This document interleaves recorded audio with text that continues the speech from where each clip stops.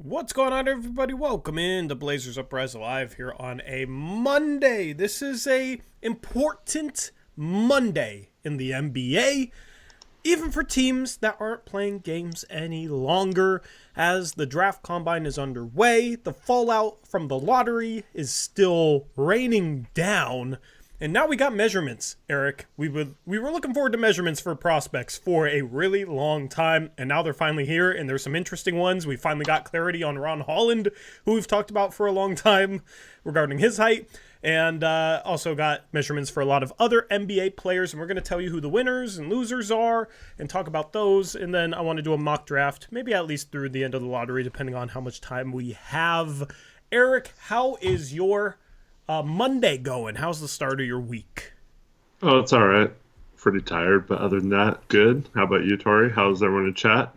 Yeah, so we start our mock off season today. Getting that off the ground is always a lot of work. And if you guys are interested in our mock off season, we will. You can join our Discord and you can keep track. Maybe we'll break a trade later on in this stream, Eric. I'll have to do the math on it, but maybe we'll break a trade once we get to that mock off-season part of our rundown. Your rundown says Cavs Knicks. Cavs versus Knicks is not a real thing. Cavaliers versus Celtics. Good catch. Watch how fast I can change it. It was someone in chat. Shout out to chat. All right, Cavs Celtics. There was two games today, Eric. I just want to hop into the games first, then we'll talk draft combine. The majority of the stream is going to be about the draft, about measurements, about how prospects' draft range may be affected. There is one guy who I really liked, who I was really disappointed to see what his measurement was, and I'll reveal that once we get there. But first, I just wanted to touch quickly upon these couple of playoff games. The Celtics move up to a 3-1 series lead against the Cleveland Cavaliers. Unfortunately, Cleveland wasn't fully healthy in this game as Donovan Mitchell sat. The Cavs did not have enough firepower in this one.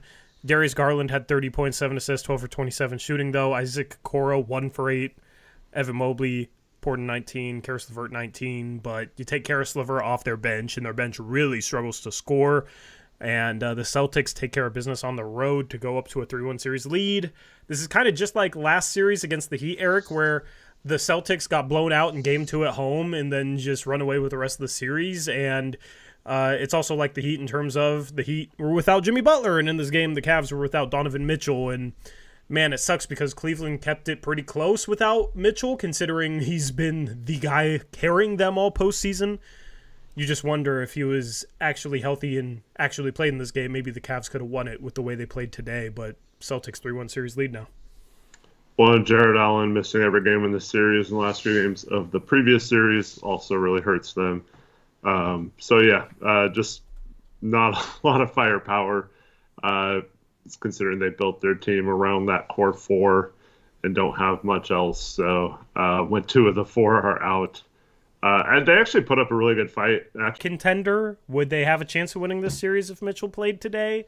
It just feels like the Celtics are a class above, and there's multiple teams that have traded away future first for a star player that maybe could be on the outs this offseason. There has been rumors about maybe Donovan Mitchell not wanting to stay in Cleveland long term. And I mean, if you're Cleveland and you trade him, what are you looking for? Because you don't have your own picks. These are the questions that start to bubble to the surface once the team goes down 3-1 in the playoffs. Not to look ahead, but it's going to be real tough for them to come back from a 3-1 deficit against Boston and win 2 games in Boston. It's I think, a wrap for this series, and there's going to be some questions surrounding the Cavs this offseason. Yeah, got to get LeBron, right? He was in attendance tonight. Rumors are swirling that he's thinking about rejoining Cleveland in the offseason. No. I mean, I would love that for Cleveland. He would make them a contender, and I mean, Cleveland's a better team than his Lakers.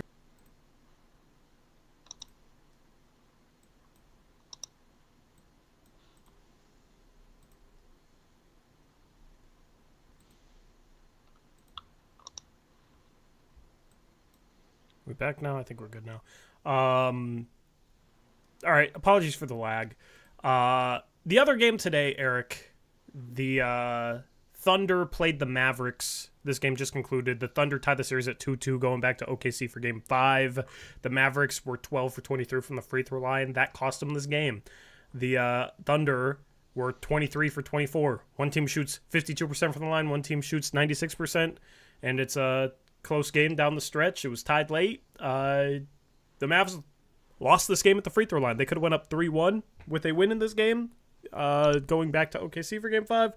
But now OKC steals home court advantage back and look to take control of the series heading into game 5. The Mavs, Kyrie, quiet game, only 9 points. Luka was 6 for 20. He was in the torture chamber, as Crushables told me. The torture chamber. Lou Dort did a good job on him. SGA 34, 8 and 5. Is this series still a toss-up, or do you think the Thunder have the edge now, given that they stole back home court advantage and have some momentum going back home for Game 5? Well, it's pretty much over if Luka is hurt, because he was really hobbled in this game. So if he's not 100%, it's going to be really tough for Dallas. But, I don't think so. I think it's still... I mean, Dallas had complete control for a lot of this game. Double-digit lead at halftime. They came... Close some things. It's probably just internet, but...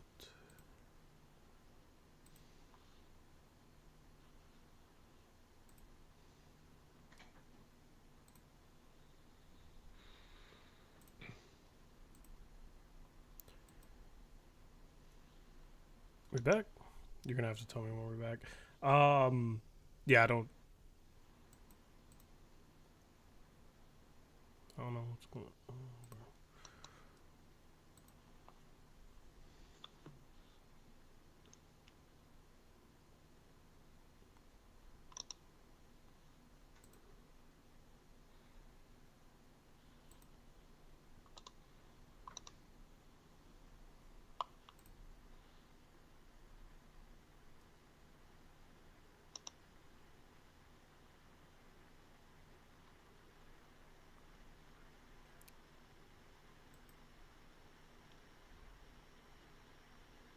At least the ads still work. Goodness.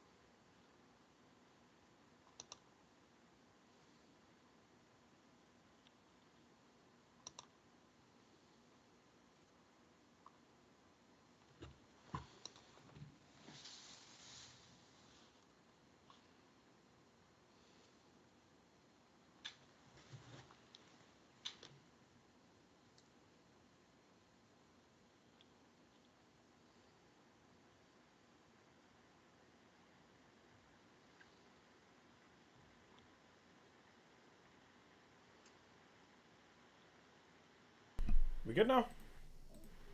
Okay. All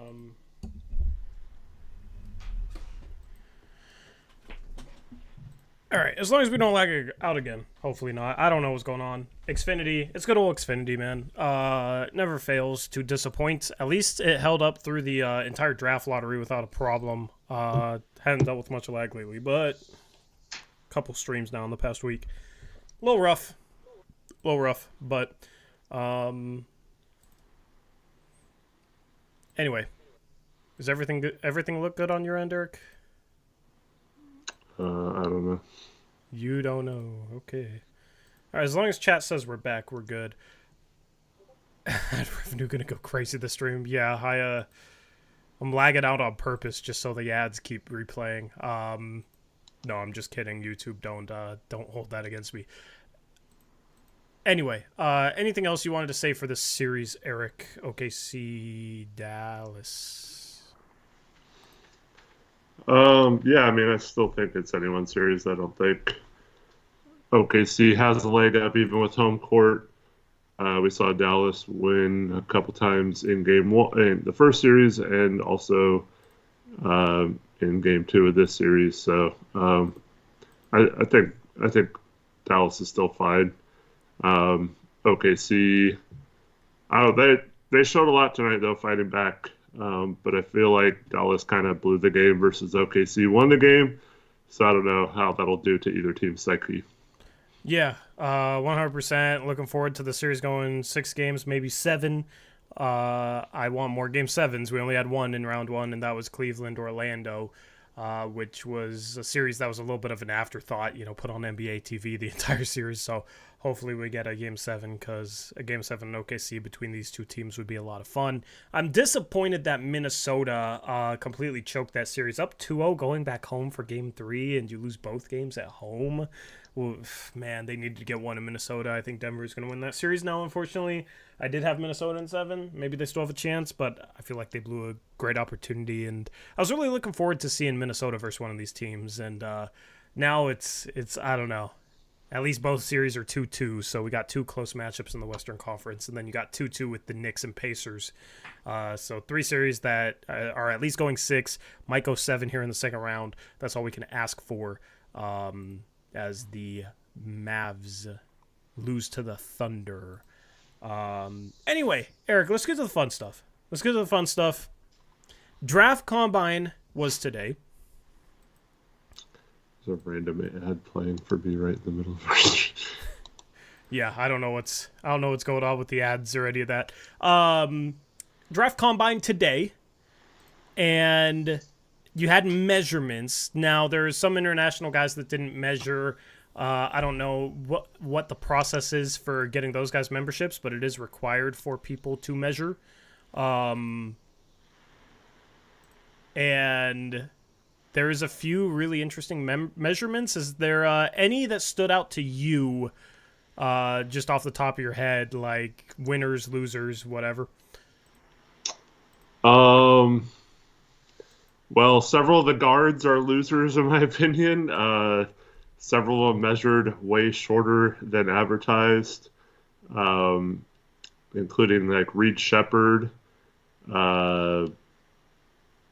Collier, which, I mean, I said that on the show months ago. I stood or walked right by Bronny and Isaiah Collier. They were standing right next to each other, and I was saying they're like 6'2" at the like.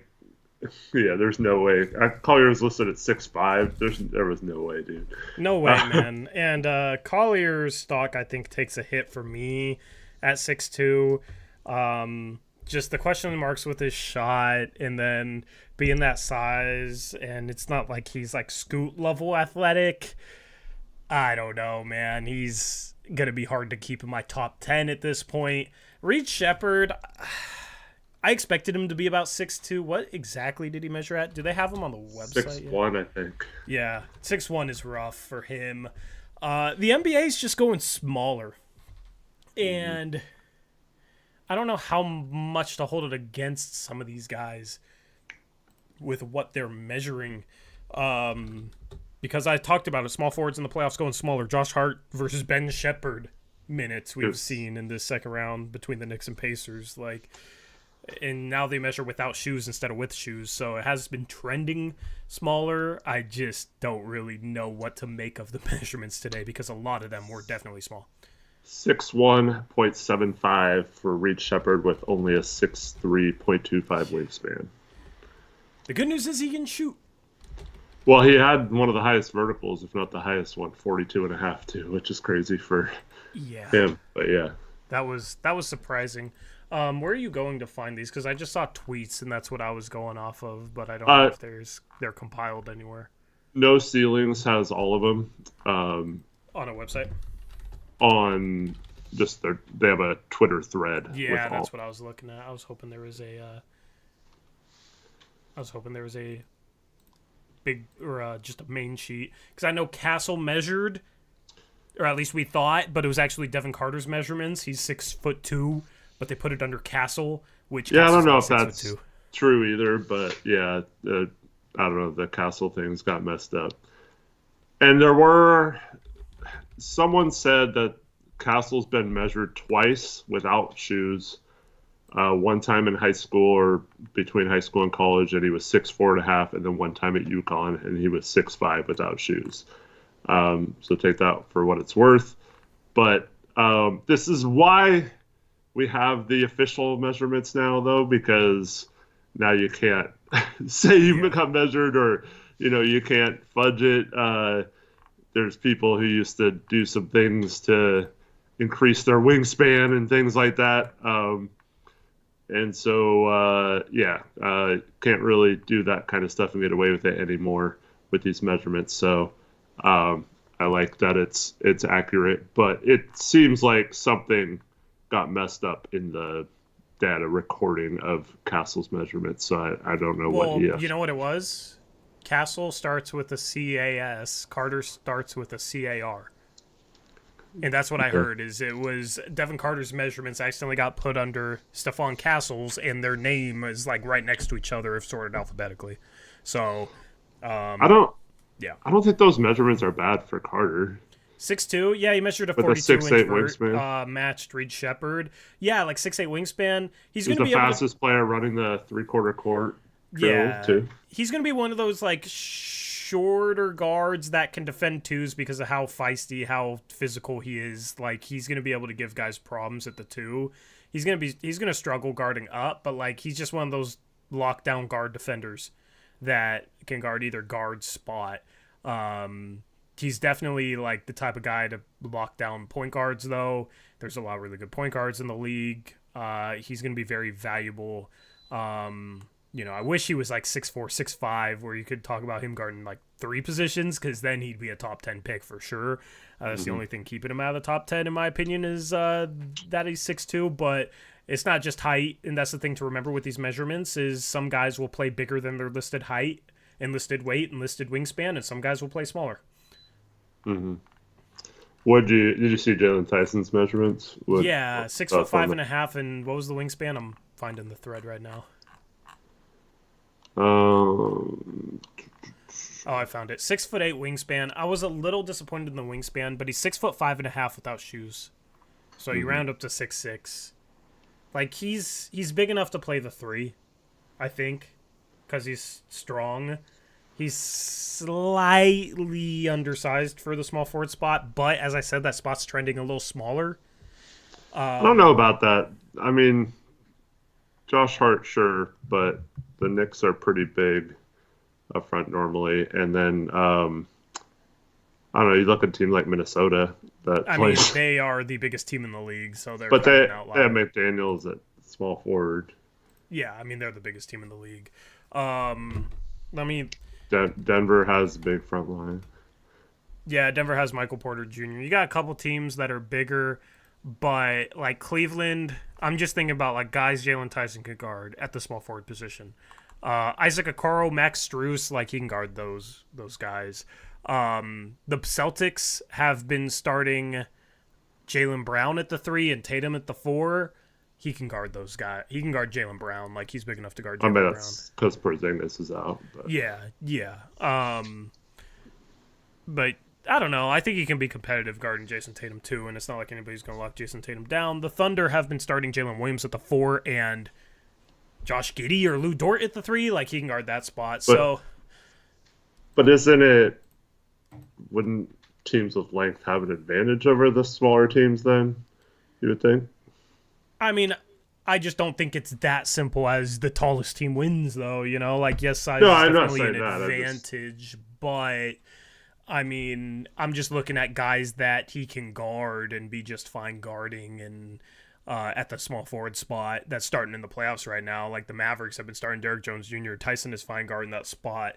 I do like him a little better as a shooting guard, but I just like him as that combo wing, that can play the 2 or the 3 with his traits. I was hoping he was a little bit bigger, where it's a little bit less of a conversation, but that doesn't make me sour on him too much, especially considering where some other small forward prospects measured. Like Dalton Connect's a little shorter with an inch longer wingspan. You know what I mean? So he's not bigger either. And I like Tyson's strong though. So yeah, and he's gritty.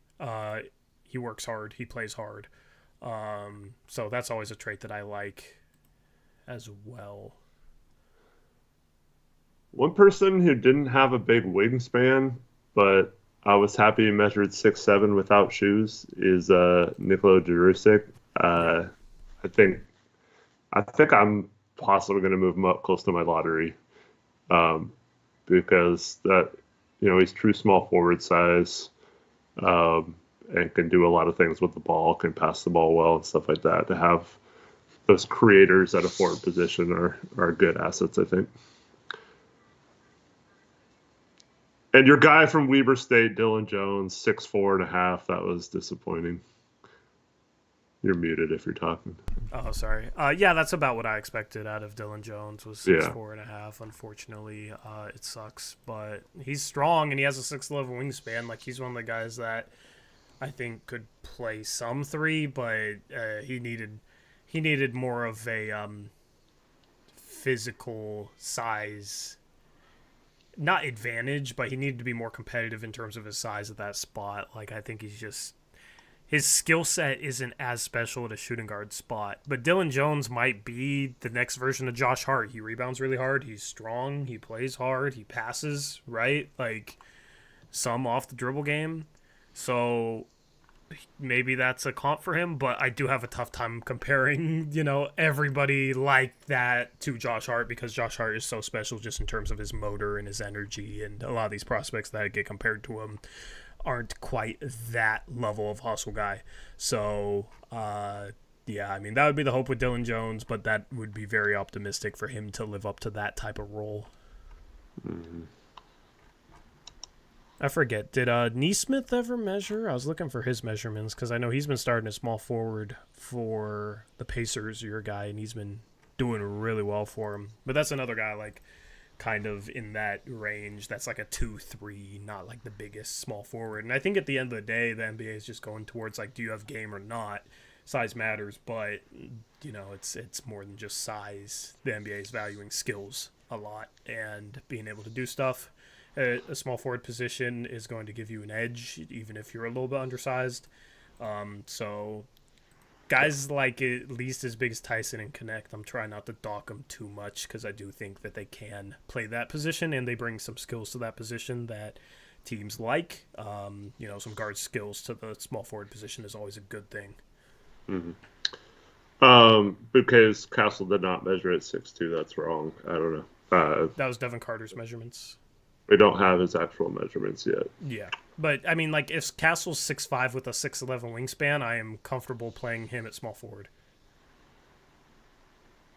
Yeah. Like, because he's competitive. And he will compete physically. Like, and especially as more of these guys come into the league and play the three, and the three gets a little bit smaller, you're going to have some bigger guys. But, man, like, I don't know. Other measurements. Johnny Furphy. See, like, here's the thing. Johnny Furphy's 6'8", but with a 6'8" wingspan. There was a lot of people with bad wingspans. Man. Yeah, 6'8" with a 6'8" wingspan, but he does not play big, Eric. Like, that's the problem I have. People see, oh, he's 6'8". Oh, he can play at 3. But he doesn't play big. He doesn't use his size well. He doesn't have long wingspan for his height. He's not strong. I've never really liked his competitiveness as a defensive player. I don't really know why it makes a difference if Furphy's like 6'8" or 6'6", Well, we're comparing also freshmen to players that are... Well, a lot of the players you're saying have been in college for several years and have gotten to add strength and stuff like that, so... Your body starts to fill out. But I also think you can tell, even with some guys that are skinnier, like, there's a level of competitiveness, there's a level of physicality that is natural to guys, even if they are a little bit skinnier. So, like, Chet, everybody gave him crap for being skinny. And, like, yes, he'll get moved around a bit, but he wasn't scared of playing physical. He was never scared of playing physical. He was never scared of putting his body on the line. He was never scared of, he doesn't back down from guys. And I think that matters even for guys that are skinnier. Because then once they do put on weight, then they're going to use it well. I think some guys just shy away from physicality and struggle playing with physicality. I mean, Myers Leonard had all the muscles in the world, but what did he do with them? He shot threes, so, yeah. Speaking of guys in that kind of range, though, McCullough is actually close to small forward size. Yeah, McCullough. What did he measure? I skipped over him. I think it was like 6'5.5" or something like that, with a pretty good wingspan. I think like 6'11" or something. Yeah, if I'm not mistaken. Try to find it. That sounds identical to Jameer Watkins. That was the guy I teased in the intro. That's the guy that I like as a sleeper, and I was hoping he was a little bit bigger. He's 6'5" with a 6'11" wingspan. He's another one of those guys I think is competitive enough to play the three. I was just hoping he was like 6'6". Yeah. With a 7-foot wingspan. I think it was 6'10", wasn't it? If I'm not mistaken. Yeah. For McCullough. Yeah. I can actually just search. I don't know why my search is. He's 6'5.25" with a 6'9" wingspan. Mm-hmm. So, I don't know. I don't mind like 6'5", 6'5.5" guys at the small forward spot, as long as they have like a 6'11", 6'10", 6'11" wingspan. Wasn't Nas like 6'5.5" with a 7-foot wingspan or something? Yeah. Yeah, and that's the other thing with this is I'd like to see standing reach. Because some of these guys that I'm on the fence about, can they play the three or not? I don't know. Sometimes I feel like I get too caught into caring about half an inch or an inch and a half of wingspan at a position when there's more that goes into that. And I feel like that's because we started Norman Powell with the small forward spot in the past,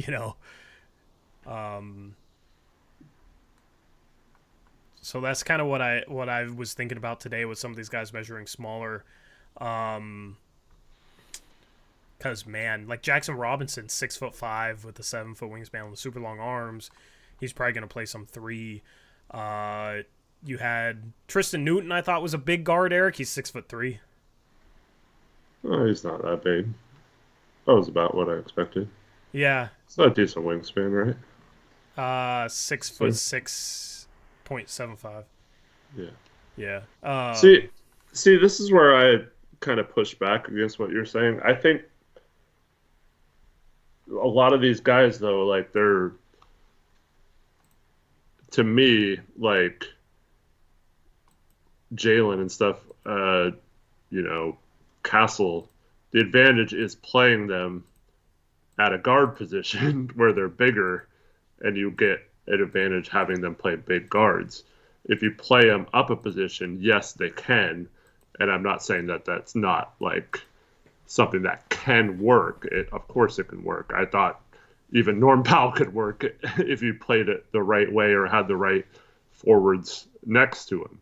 But to me, you're kind of taking away a little bit of each of these players' advantages of being bigger if you're playing them constantly up a position. I think for a guy like Castle at the small forward position, his guard skill set stands out a little bit more, and it's a little bit more of an advantage because he can handle the ball, he can make plays for others, right? Like really good connective player, and being able to have that at small forward position is valuable, right? Like how long did Portland want that type of player that was actually capable of playing the three and defending threes? Mm-hmm. And in the NBA, with teams pushing in transition, you're going to get cross-matched.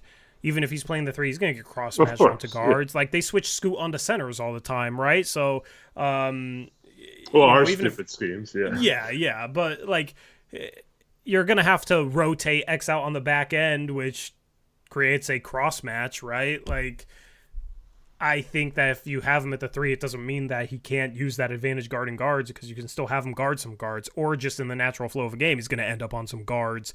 Whereas on the offensive end, having that connective skill set next to 2 guards is something that a lot of teams like, a lot of teams want, and that's something that a guy like Jalen Tyson or Stephon Castle can provide. That's why I like them much higher on Castle, but it's a, we talk about all the time, just having that guy next to Dame and CJ in the past. Right, it was Al-Farouq Aminu, and you couldn't trust him to put the ball on the floor. Or Maurice Harkless, both those guys struggled with their shot and weren't really ball handlers at all. Made it easier for teams to trap Dame. Made it easier for teams to take guys out of the offense. And this year we saw it with Ant getting trapped ad nauseum, because the Blazers didn't have enough guys on the court at other positions to be able to take advantage of the cracks in the defense that are behind a trap when Simons came off screens. So being able to have some more guys with the skill set to be able to catch and shoot, hopefully in Castle's case, but also attack the rim and make plays and play some defense is very valuable at the small forward spot, in my opinion. So I don't think you're necessarily like nerfing these guys by moving them up from shooting guard to small forward. You just hope that, you have the versatility to play a good lineup with Castle at the 2 and, Tomani at the 3, right? Like, because then you have size at both those positions and versatile defense at both those positions. So, name of the game, I think, in today's NBA is lineup versatility, and Castle's a guy that provides that as well. Mm-hmm. Yep. And then I was very happy about this, Tori. Yeah. Chomsky measured a center size. What was he, 6'10" with 7? 6'10" and 2/4 and a fourth, and 7'4" wingspan. Yeah. He measured. That's slightly longer than Missy was. Yeah, I think I don't know. I think Missy can play a little bit bigger because he's just a quicker leaper. He has more vertical spacing as like a lob target. Chomsky's a good athlete, but Missy I think is a great athlete for a center. But both those guys are center size, I think, and part of it with Missy is he just gets off the ground quick and can play bigger as a shot blocker, as a lob target, because of his ability to jump. Do you really know that about Chomsky, though? I mean, I've seen film on Chomsky. Yeah. He has not looked Missy athletic. Do you think he's as athletic as Missy? Like, Missy was Blake Griffining guys where he was like throwing the ball into the rim against teams like Kansas. Yeah, I mean, Missy had some really good athletic plays. I mean, I saw you Folly Dante do that too. I don't know, like. I mean, Folly Dante is a really good athlete as well. I don't know if we know enough about Chomsky's upside athletically. What? I don't understand that. Like we just haven't seen him play enough to know if he is capable of some of that stuff. You know what I mean? Like, a lot of the stuff he played, he seems like he's just trying to be part of the team or whatever, be a part of the offense. Yeah, I just don't want to get caught up in valuing him highly because we don't know if he's athletic as a guy like Missy. I don't know. That's a little I don't know. Until he I hope he plays, Eric. I hope he plays in the combine scrimmages. That's all I'm going to say. Because we do need more film on him. And we do need to see him more. But from the film I've seen, I've seen him jump, I've seen him dunk, I've seen him rebound. He just doesn't seem quite as explosive as Missy. But I don't know. Is he going to play in combine scrimmages? Do you think? I'm not sure. There was a lot of people that are opting out of him. Yeah. So John Salon and Zachary Ricochet are not there because their teams in Europe are still playing in their leagues, so they will get measured at a later date. I really want to see Salon's measurements. Mm-hmm. I really want to see him measuring at like 6'10". I like him at 14, and I don't know, man. I think he'll fall to 14 unless OKC takes him at 12. Trevin, let me clarify. He says, why do you have him so high if you don't know enough about him? I know what I need to know about him to have him high.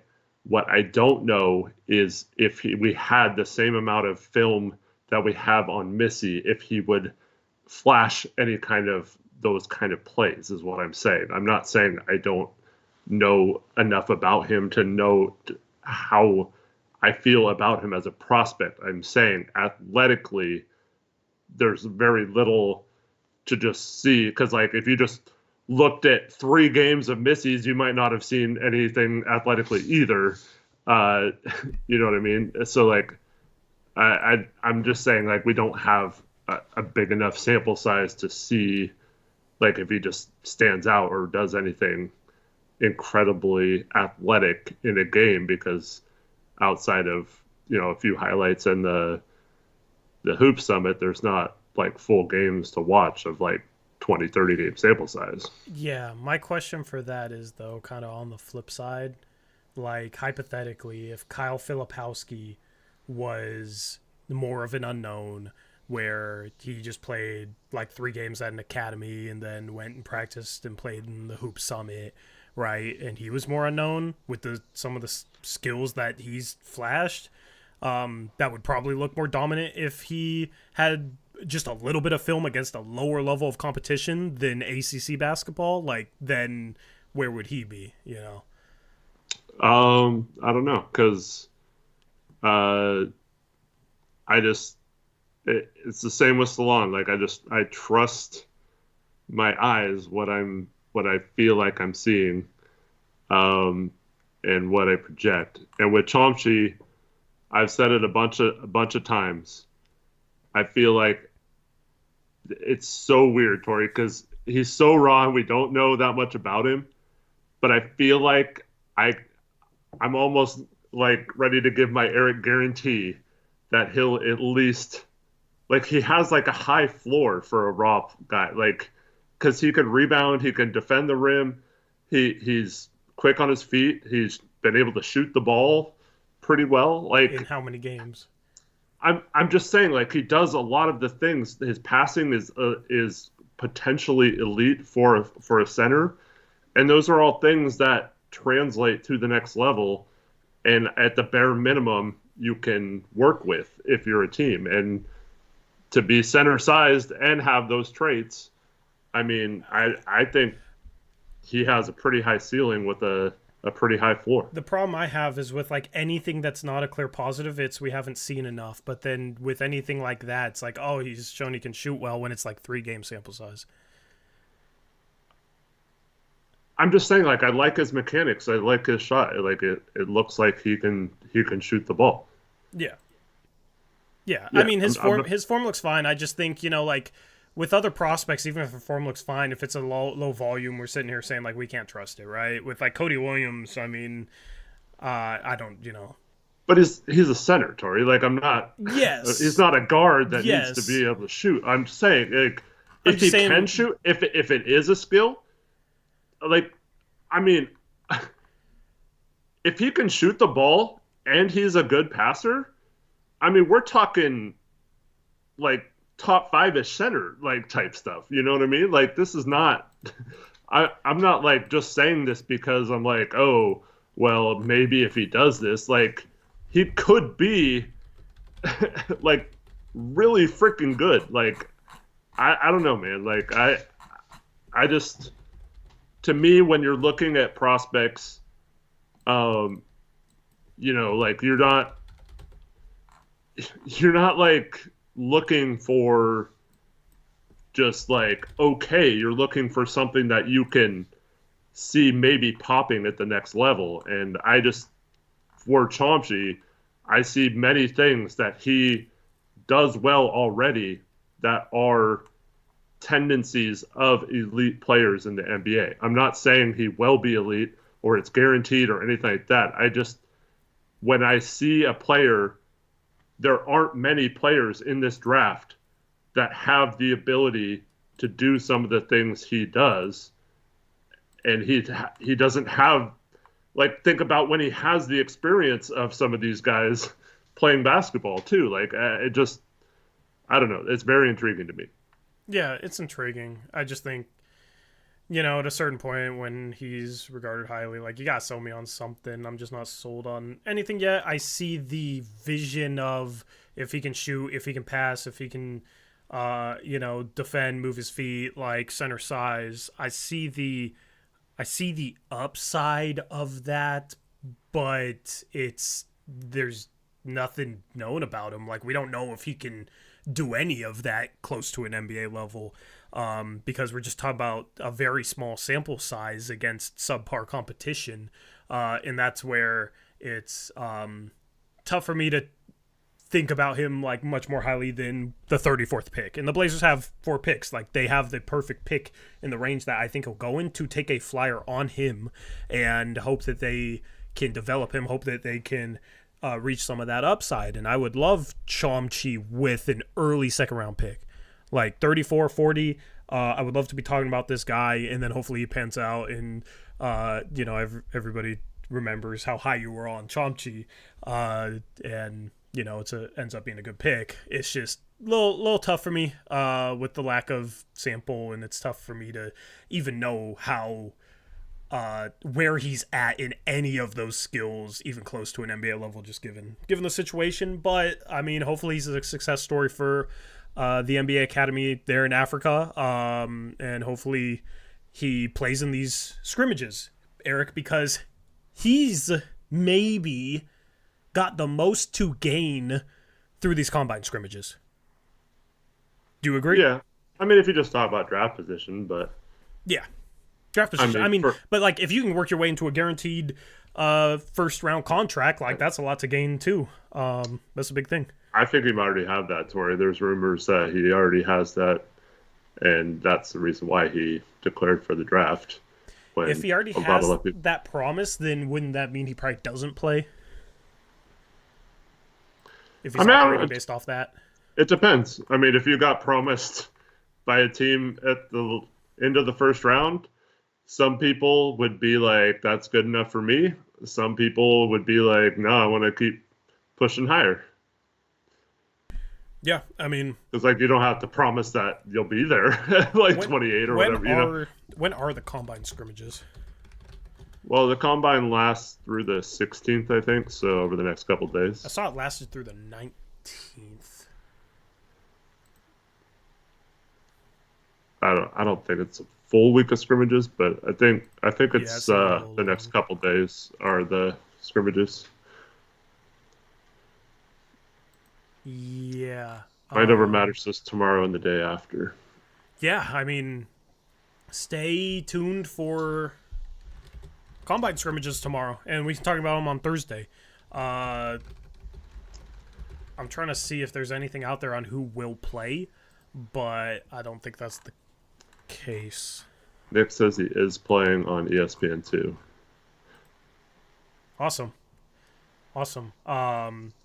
So yeah, I'm going to watch those games, and it's as good of a sample size as we've gotten on him, like him playing against other draft prospects, because I think we need to see him against other draft prospects, and he has a lot to gain, but, I don't know, it's like he has such a little sample. If he struggles in these scrimmages, it's going to be hard not to hold that against him, considering, like, the positive stuff that he has to fall back on is also a very small sample. So I think opinion could get swayed a lot by these scrimmages for him, and hopefully he plays well, or hopefully he doesn't play well, so the Blazers can draft him in the second round. All right, dude. I'd never do this. Like, I'll have a guy who's late second round or undrafted or something like Ibubaji at like 20 Yeah. or something like that, right? Yeah. But I'm just gonna say right now, I have Chomsky at 2. He's the second best player. He moved ahead of Salon for me. 2. Yep. And I've seen him not even on draft boards on the draft boards. And I totally I mean this could be really stupid. Okay, like you could tell me it's stupid later on, but I also yeah, I'm putting it out there. I've like I said, I've never done this before with a prospect, but I believe in Chomsky, and yeah. At 2. I hate him at 2. Like Yep. There you go. That's so high. I know. I can't. Know. Okay. Yep. I can't. Yeah, you can keep with consensus. You've I always mean, wanted me to be bold with draft. Yeah, things, but that doesn't mean that's a guy that I don't know. There's going against consensus, and then there's like I don't know, going with a guy that consensus has is like borderline undrafted and putting him at 2. I don't know. I'm not even listen, I'm not even judging you having him on 2 based off consensus at all. I just think it's very small sample. And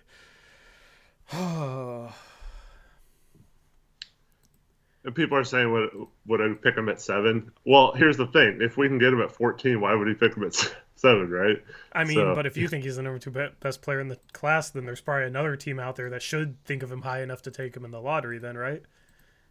Well, I mean, we'll find out a lot over the next couple of weeks with workouts. Yeah. Because one player we need to talk about in a minute.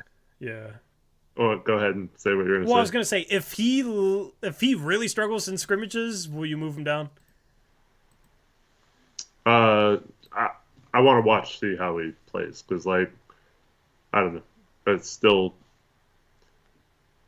I don't know. Like you're going to say this is an excuse, but like, he is still doesn't have a lot of experience like these college players playing in these scrimmages and doing these things. Like he's been in Africa playing at an academy. Like he doesn't. So I don't know how that affects him. Like I don't know what his mindset is going into these scrimmages. So I want to see like what his body language is and how he's playing.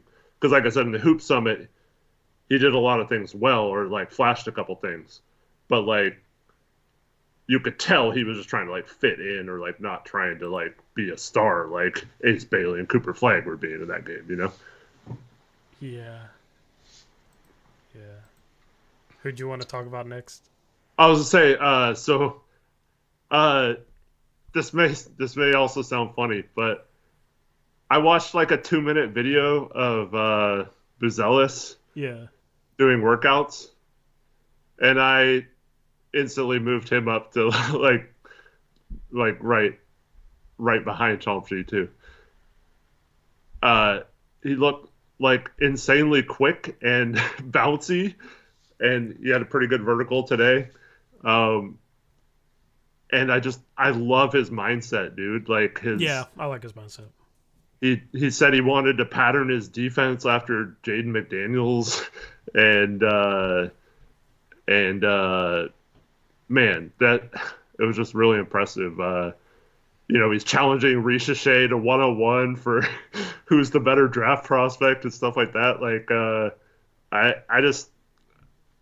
I wasn't really high on him like earlier in the season, but as time has gone on, I feel like he's kind of he's learning the game, and I think he can be a good passer. I think he's got good handles.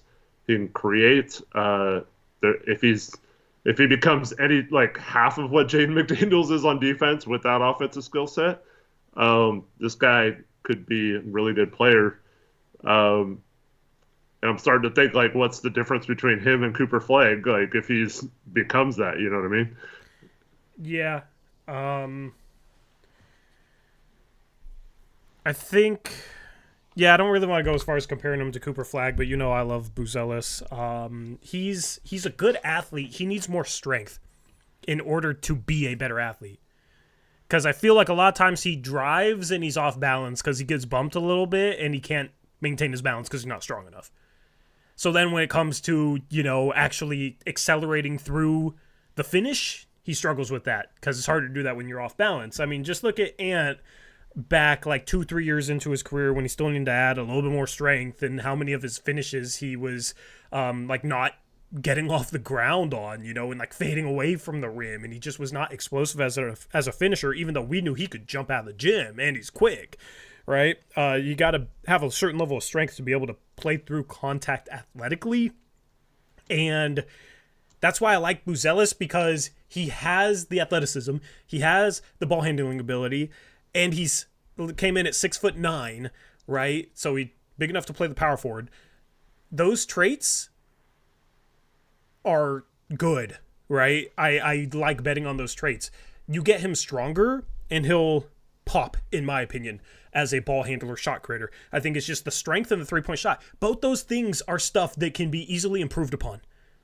And that's why I'm so high on Buellis. And people just look at what he was last year for the Ignite and judge him based off that, but when you look at prospects chat, like, you got to project them out for the future, what they can become. And I look at a guy like Buellis, and I don't even really care what he did last year. You watch him, and he can handle the ball. He's athletic. He measured well during this testing. He was a good shooter before the G League Ignite, and going from a high school three-point line to an NBA three-point line is quite a jump. Most people get an in-between year with a college three-point line or an international three-point line. And that's why I am high on Buellis. So I have Buellis too. I don't think I'm going to change. But since we're on the Ignite, Eric, the other guy we got to talk about, Ron Holland might have been the biggest winner in terms of measurements today. Yeah. You said it like that. Why'd you say it like that? Not a huge wingspan, right? I thought it was 6'11". Yeah. Let me find it. I mean, 6'6.5", 6'11" wingspan. I mean, he's small forward size. That's yeah, good. that's good. Easily small forward size. I mean, we talked about Nas playing some small ball 4. Like, he should be able to play some small ball 4.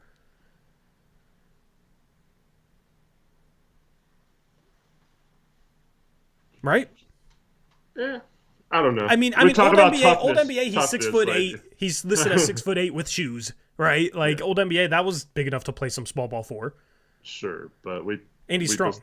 You just talked about, like, the toughness of playing up a position. I don't know if I necessarily see that with him, but I definitely think him being a legit 6'6.5" definitely means he's a small forward, and he can guard 1 through 3. So, I mean, I talked about how skills will generally pop more when you slide up a position, right? Like, that's what we say with Jeremy Grant. That's why we like him more as a 4, right? Is because his skill set offensively is more unique at a power forward spot than a small forward spot.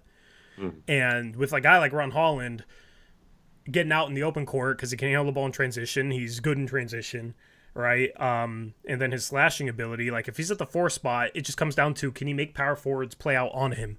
Because he's quick enough to blow by a lot of power forwards in the league if he's a small ball 4. And I think he's competitive enough to guard some of them, because a lot of power forwards are perimeter guys anyway that want to go out and stand on the perimeter.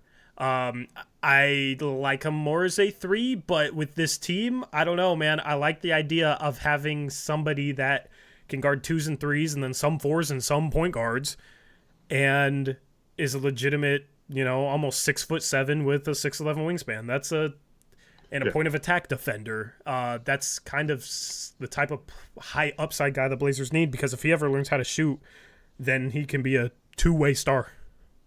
Let me clarify something. I'm not saying his defense is bad.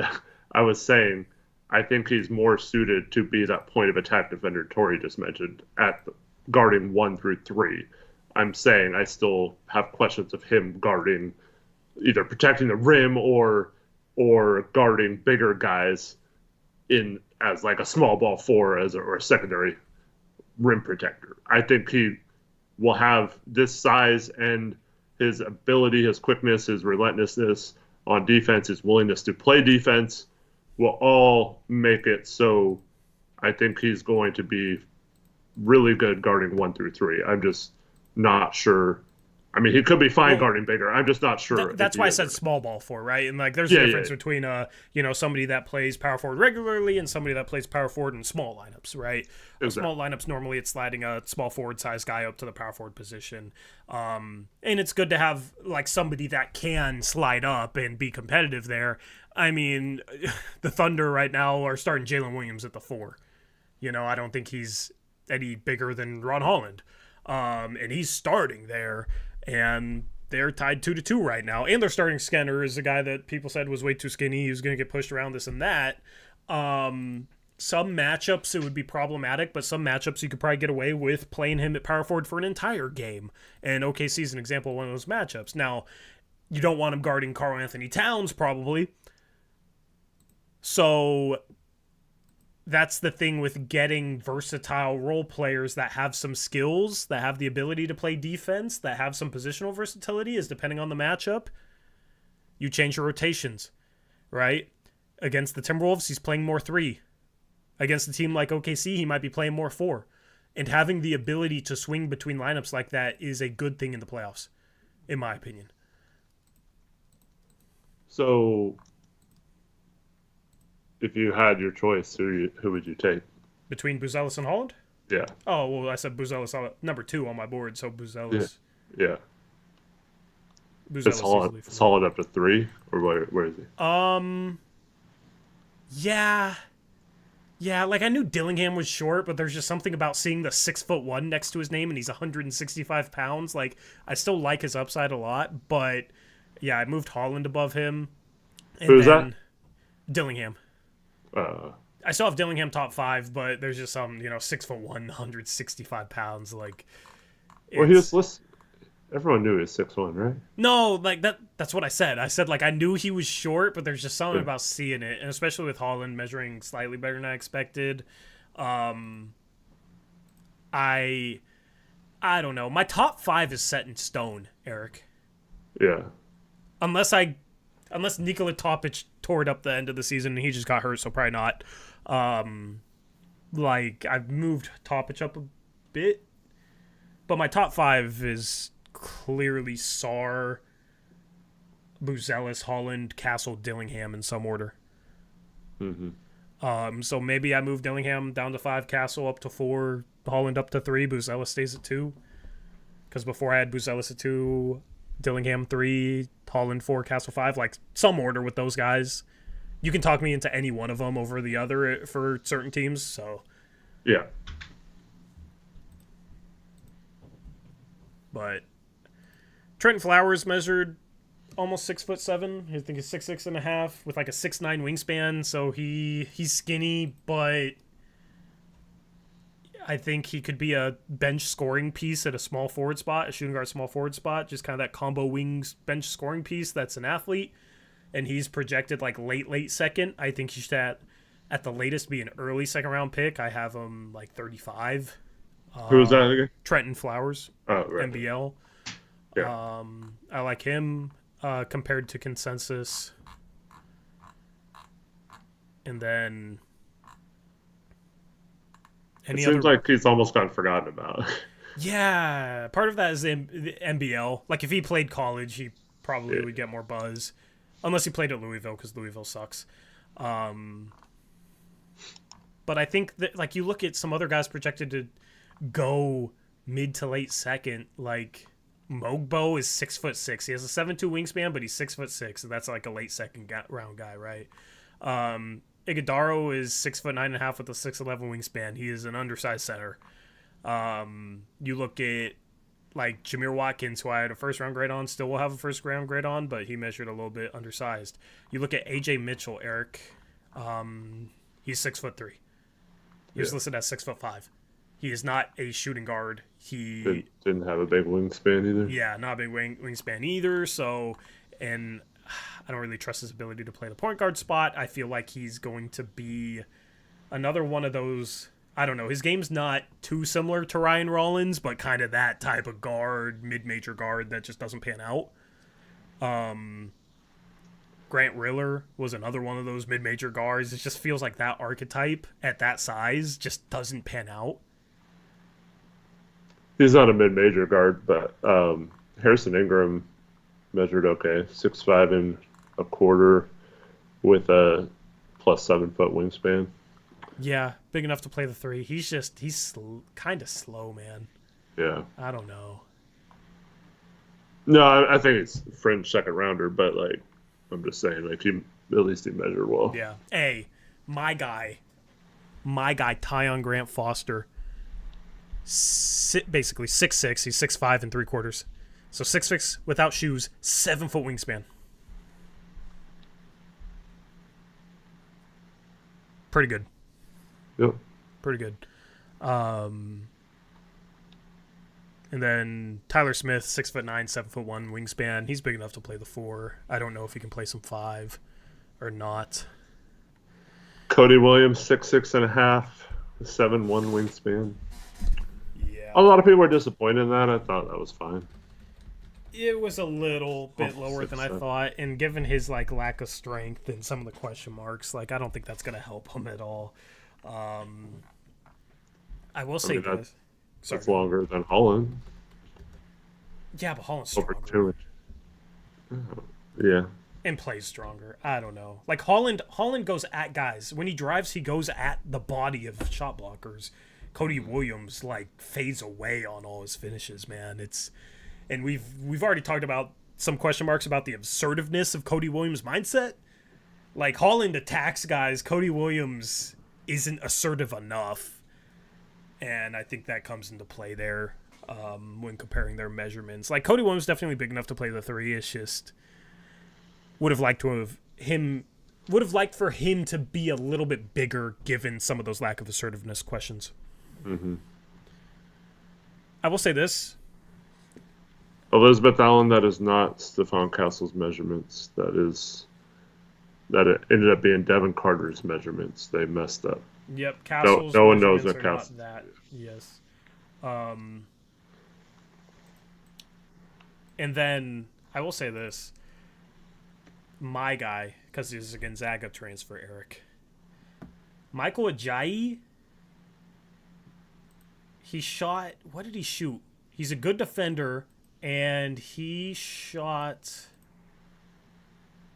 He played for Pepperdine last year, so small college. He was a NWAC guy. Played at Pierce Community College, right? His first 2 years in college. Then last year, played for Pepperdine. Averaged 17 and 10. So good rebounder. Shot 46.6%. No, 47% from 3.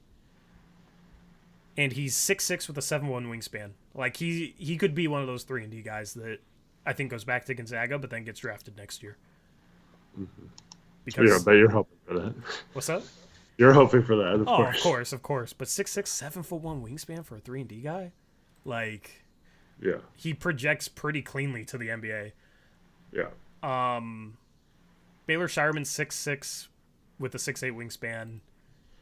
Not super athletic, not super physical. Like I don't know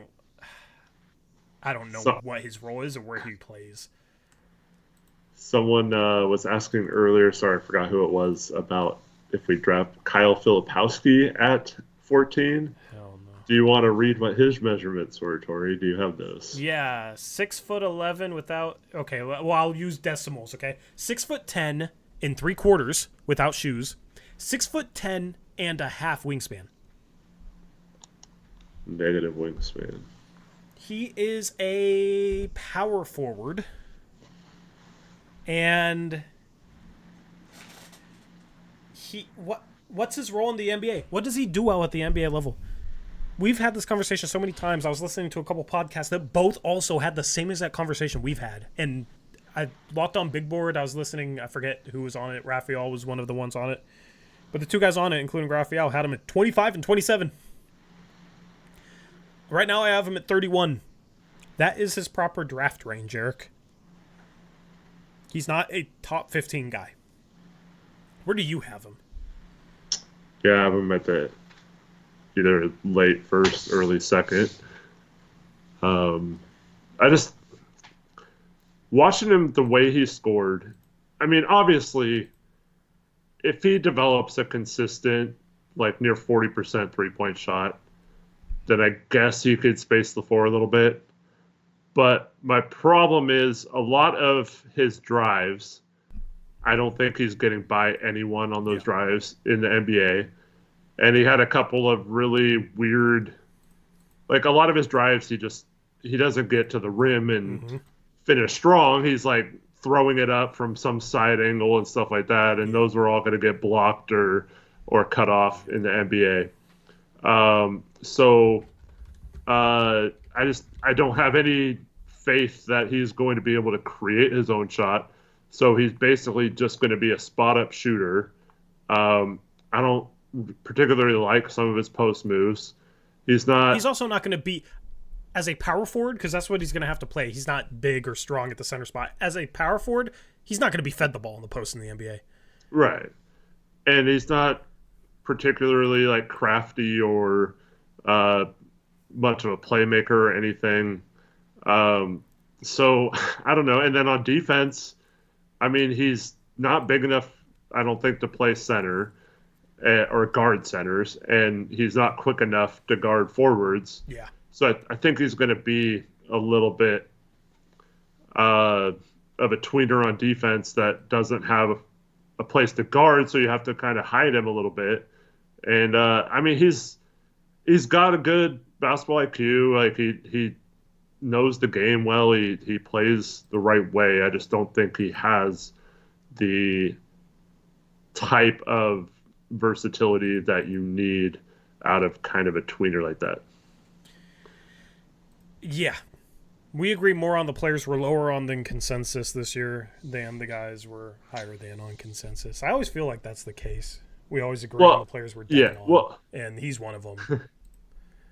Here's the deal. Like, I completely understand and agree with most of what you're saying about a lot of the players you have higher on consensus. Yeah. I still don't. I have a problem. Like, this is a flaw because I understand that like a lot of good players that have come out of drafts have been picked later because of their age. But we're with COVID year and all that kind of stuff, and these guys getting extra eligibility or starting college late or whatever the case would be.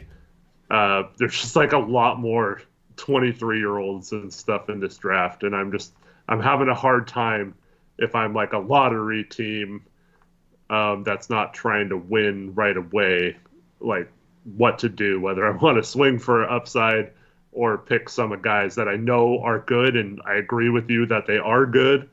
I just don't know if they're the right pick for some of these teams. So I'm just kind of torn on it that way. Not necessarily saying you're wrong or anything. Here's the thing. Like, in this year's class where it projects as more role player heavy instead of upside, that's where age comes less into play. Because if you're going to talk about like projected role players, I'd almost rather have a guy that had a lot of experience in college. Yeah. That can come in right away and you can be confident has a high floor as a role player. And that's where it's like, okay, I'm not going to shy away once we get around 10 and there's really not much upside left on the board, like in terms of just pure upside. Yeah. Other than maybe a couple guys, but like both are just so unknown or so raw or so, have so many question marks. It's like hard for me to have confidence in them fulfilling that upside. Then that's where it's like, I kind of throw age out the window, and like, Jalen Tyson has been one of my top sleepers, and he's, let me find him. He's only 21. He was in college 3 years, but he's only 21. Yeah. Was born December of 2022. Like, he's going to start next season still being only 21 years old. So I don't know how old Jameer Watkins is, because that's another one of my guys. But let me look it up. Jameer Watkins' age.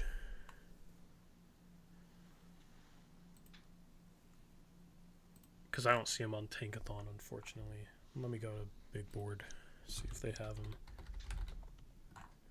Yeah, they don't even have him on their big board, which is silly. But, like, 3-year guys that age, but then you look at, what's like a good example here? Buellis is going to be 20 when next season starts. October 13th, 2004, his birthday, right? So less than 2-year difference there. Watkins will be 23 in July. Yeah, Watkins is older, but that's where like Tyson is. He's not quite as old as being a 3-year college player would suggest. And a lot of these guys, once you get into that range, like Devin Carter's 22, Jared McCain is already 20 years old. Jared McCain is barely more than a year younger than a guy like Tyson. So I do like Da Silva, but I feel like I'm on par with consensus. I've seen some lottery love for him. And I do think Da Silva, because he measured well enough to be looked at as a combo forward compared to some of these other guys that maybe didn't measure as well, I do think he will climb into the 20s. Or not into the 20s, into the 15 to 20 range. It's tough at 14 to take him. I've seen us mocked with him, but yeah, I don't know. Yeah.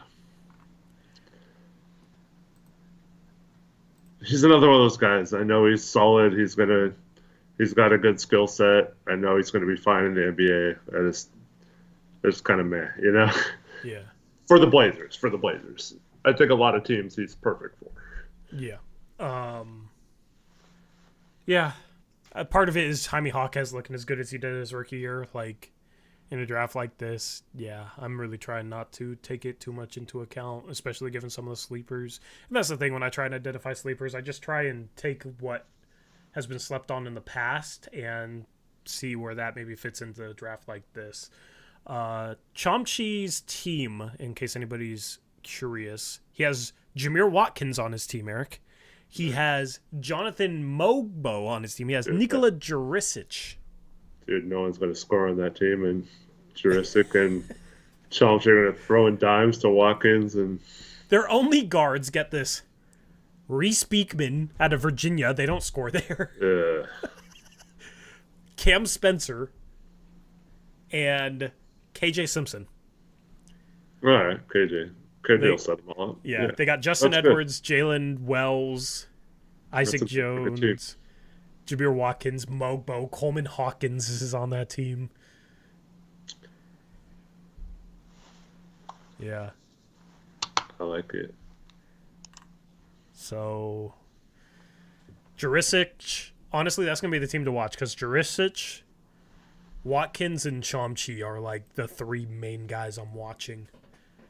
There's really nobody else that piques my interest other than Trenton Flowers is going to play, and Michael Ajayi is going to play as well, and they're on the same team, so that's the other team. When is the first scrimmage tomorrow? Does anybody know the time? Let me know in chat. Why is Salon not projected top 10? Because of like lack of feel. And he's still learning how to play basketball. Like, he's really raw. He has upside, but he's just not polished at all. He's like many years away to me, from being like a really good NBA player. And a lot of teams, especially lately, don't have much patience waiting for projects either, and he's definitely a project, so that's why. 1 p.m. to 5 p.m. Eastern time. Okay, 10 a.m. tomorrow. Nice. Any other measurements you wanted to look at? A lot of people were happy with this, but I was actually a little disappointed with Carlin Carrington only measuring 6'3" and 3/4, considering he's listed at 6'6". He's listed as 6'6"? Where's he listed as 6'6"? I saw it was 6'5". He and Newton were like the exact same to me measurement wise. And then only a 6'8" wingspan. He seemed to like he was a little bit lengthier than that. So yeah, I don't know. I mean, it's fine. It's fine. It's just that takes away a little bit of his shine, I think. Yeah. He and Newton went in the same basket for me in their measurements. I I thought Carrington was measured 6'5", like Newton was, and they're both 6'3", basically. And that's the thing. I like both Newton and Carrington because they seemed big enough to play the two, like big combo guards with scoring ability is intriguing to me. But Carrington is more like a point. Although 6'8" wingspan is, I don't know, fine if you're 6'3". I mean, it's fine, yeah, but I was hoping he was like a legit 6'5" with like a 6'10" Yeah. wingspan. Then he would have like jumped up boards, I think. Yeah, I still like him in the 20s, Carrington, Oh yeah, because he projects as like a sixth-man score. Yeah, sure. Which you can get if you can get a sixth-man type of score in the 20s, that might be a steal in the draft like this. Mm-hmm. If he measured 6'5", I'd have a tough time not moving him up to like borderline lottery. Anyway, let's do a lottery mock draft, just a lottery mock draft, and that'll wrap up the stream. There is one Blazer thing we need to talk about for just a second. Okay, go ahead while I set it up. Michael Scotto of Hoops Hype reported today that several teams are interested in Malcolm Brogdon. Yeah. And that he's likely to get a first-round pick if dealt. I mean, listen, if they get a first-round pick for him, I'm happy. Yeah. Straight up. If they come attach them to the 7th pick and trade it up for 3, I'm happy. Yeah. Although, I don't know who we'd take at 3. Would they be there at 7? Maybe. But I don't know. Like, if we want Buellis, I don't think he's going to be there at 7. But yeah. I mean, I would be trying to attach him to 7 and trade up to 3 with Houston. Because Houston's already been rumored to be looking to trade that pick anyway. Yeah. And then they could maybe flip 7. I mean, I don't think Houston would go for that, but it is intriguing, you know? It is definitely intriguing. Yeah, I wonder if, like Taylor was saying, maybe we package him in 14 and try to move up. Yeah. Yeah. And get 2, like, top 10 picks or something. Yeah, that'd be interesting. But, yeah, wait, this goes back to, will he pass the physical? Is he okay? Do teams feel confident enough after another year of injuries and another elbow issue with the same elbow for the second year in a row? Like, are teams going to feel confident in trading for him and giving up a first to do it? I'd love to see it. But also, we need to save still close to $7 million in salary in a trade. Not necessarily this trade, but whatever trades we make this summer. And so if you can't find a team that can absorb a little bit of a salary or something, which is going to be hard to find, it's going to make it difficult also to make that trade. And then how do you clear the salary and stuff like that? Yep, 100%. All right, let's do this quick. I'll be odds, you can be evens. If that is good with you.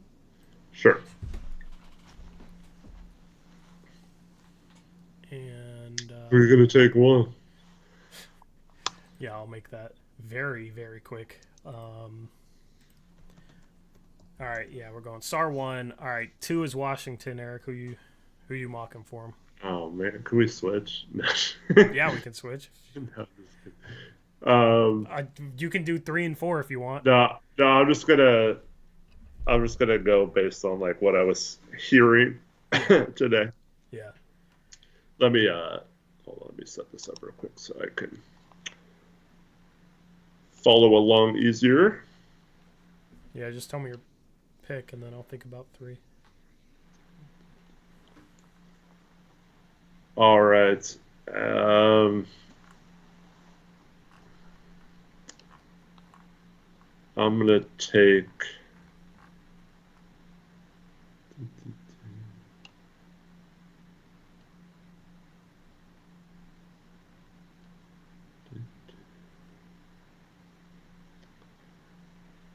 I'm going to take...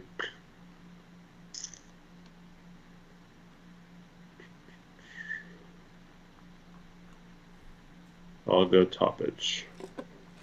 All right, you're going Toppage at 2. At 3, Houston. I'm going Buellis. 4, San Antonio.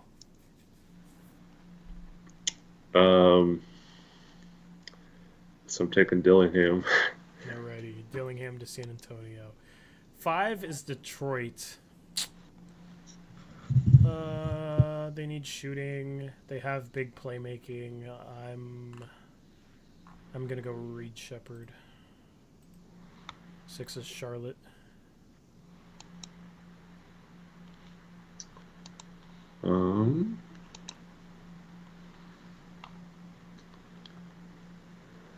All right, Charlotte is going to take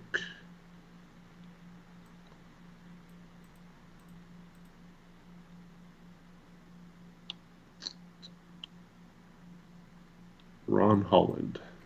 All right, you're going Ron Holland, which means at 7, I have to go with Stephon Castle for Portland. All right. 8, we're back to the Spurs. Mm-hmm. Oh, man. They're stoked because... Wait, what? Oh, there he is. This is the guy they're probably going to take it for, but in this scenario. But they're taking Ricochet. Yeah, Ricochet. I have him so low on my rankings, I forgot about. Yeah. 9 is Memphis. They need some interior depth. They could go all in with the rim protection. I'm gonna go Klingon. 10th is Utah. All right.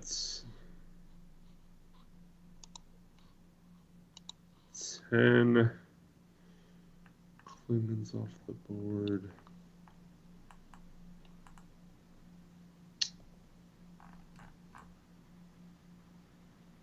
I'm going to take Cody Williams for them. Okay, 11, you got Chicago. They supposedly want somebody that can play now. They should probably trade Zach LaVine. I don't really know what they're doing, but if you want somebody that can play now and has some upside, I'm taking Jalen Tyson. At 11, nice. Yes. 12 is OKC.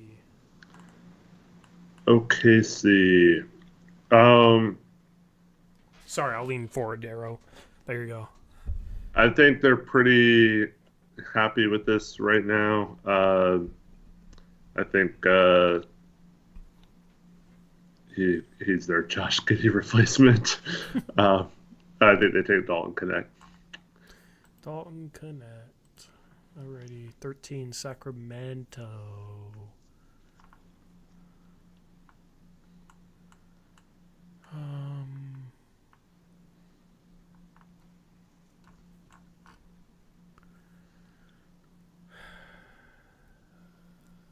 Dude, I don't know what to do with Sacramento. I still like Jacoby Walter for them a lot. That's what I'm going with. 14 Portland. All right, so I mean, we're not taking Collier, so yeah, it's either Salon or Chomsky. So I'll just take Salon to make it more realistic. I've seen a lot of mocks with Salon too. There. Yeah. Dang, I was ready to do the whole draft because that was a good pace. Let's do it to 34. I'll put back in these picks because I had a couple picks in mind. It was Sar, it was Topic, it was Buellis, Dillingham, Shepherd, Holland, Castle for Portland. So Castle and Salon. 8 was Ricochet. 9th was Klingon. 10th was Cody Williams. 11th was Tyson. 12th was Connect. 13th was Walter. 14th was Salon. That puts me up at 15 with Miami.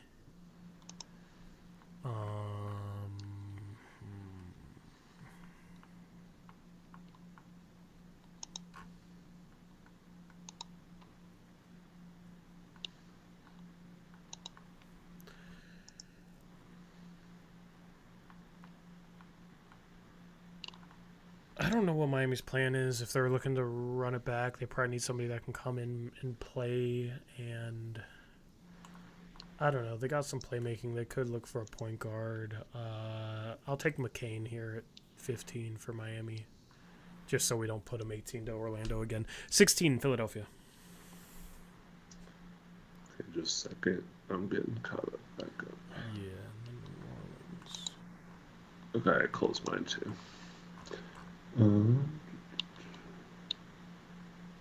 went 9? Klingon? Yeah.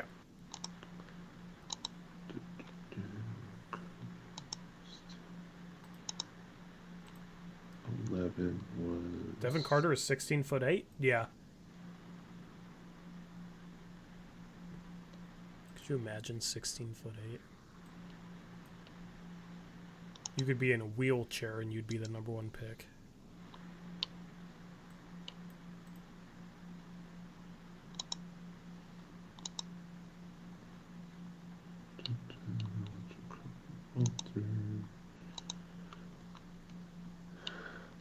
Who'd you pick at 15? McCain. All I right. didn't So know my pick at 17. what if I pick him here? You won't. All right.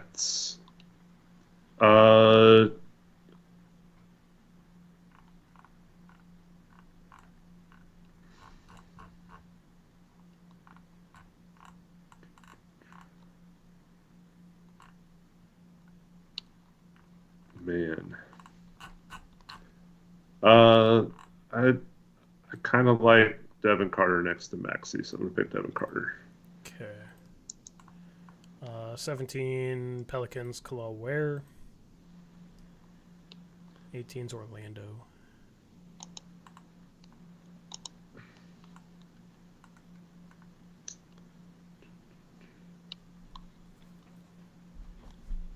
I'm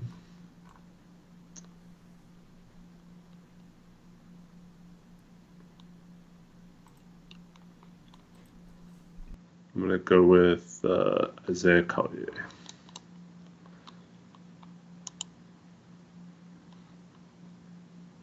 Already, Collier, 18. For Orlando, huh? I think that's good value. And they still just really need somebody that can shoot and score at the guard spot. 19, Toronto. You know what? I'm gonna get a little spicy. Maybe it's not that spicy. I'm going Dottie it. All right.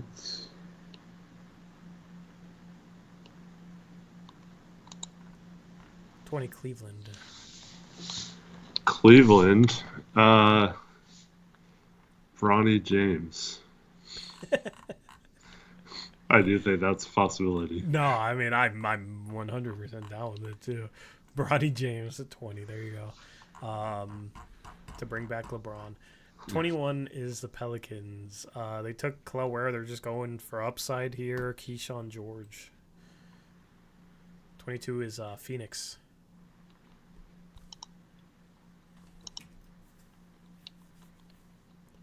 Another team that could draft Bronny.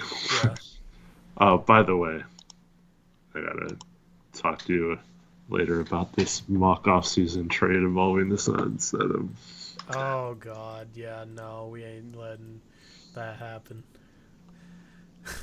Anyway, who you picking? This is the Suns. Yeah.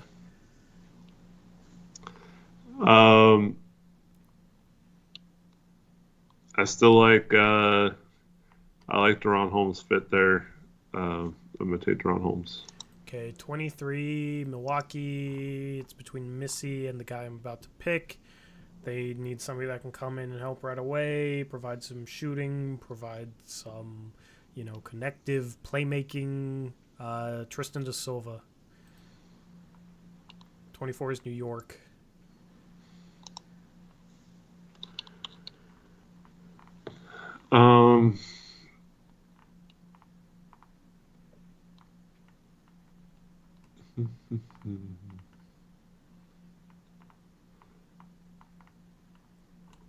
Dang.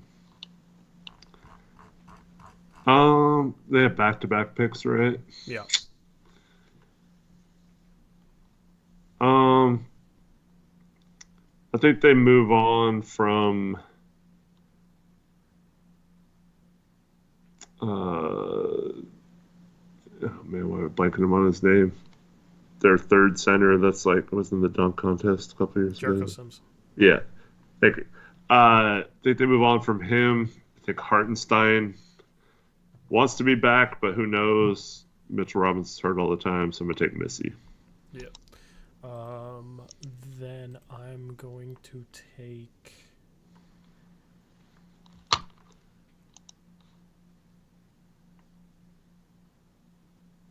Tyler Smith. Okay, 26, Washington, Eric. Do you want me to make this pick for you? Nope. I mean, I'm going to take Chomsky here. All right, 27 is Minnesota.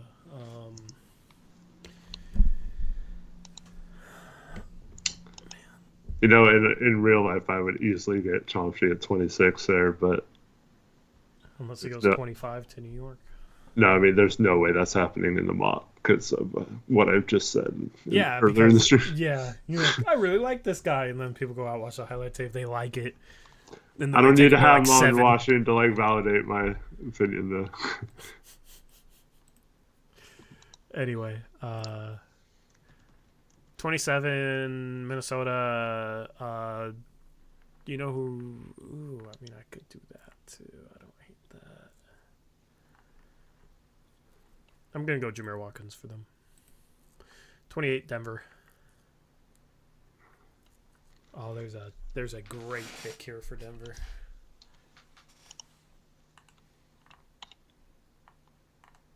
And if you don't do it, I'll be sad.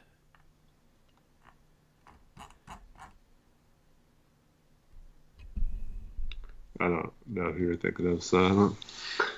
Oh, I know who you're talking about. Who do you think I'm thinking of? Tyler Kolek. Just because Marquette's blue and yellow as well? No, because you've said that in the past.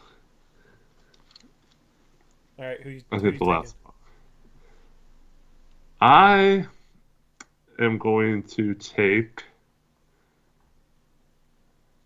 I'm going to take Nikola Jerusic. Oh, that's...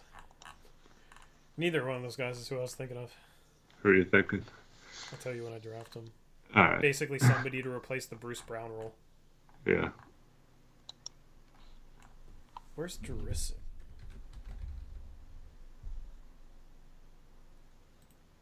Why is there two Jerusic's? How do you even say that? Jerusic's? And they're both from Serbia. They're both 6'8". One's with a J, one's with a U. I'm going to take the one with the face. All right. 29 is Utah, and they need to swing for upside. They took Cody Williams. Man, you know what?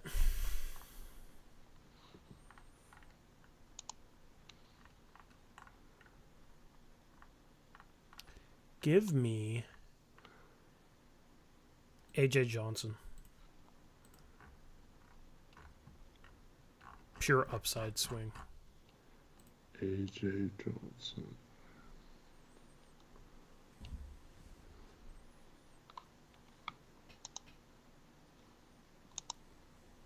Okay.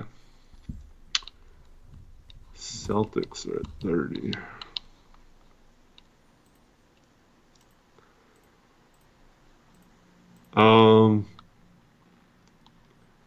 I'm just going to take the best winning player that's left on the board and take Tristan Newton. But you hate clinging. Just kidding. I don't hate anybody, Tori.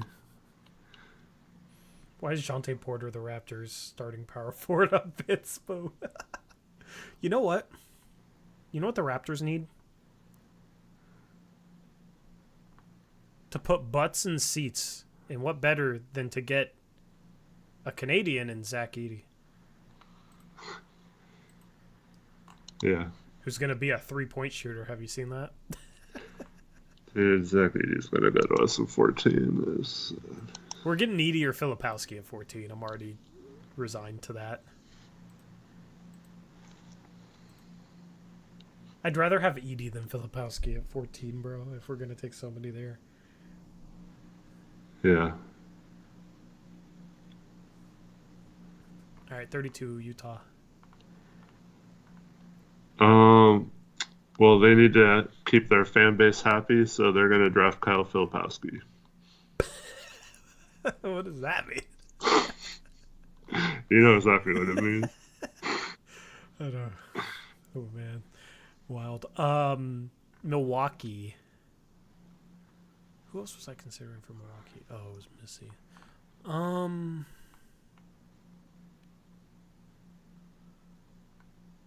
They could use somebody in like a shooter role at like a guard spot. They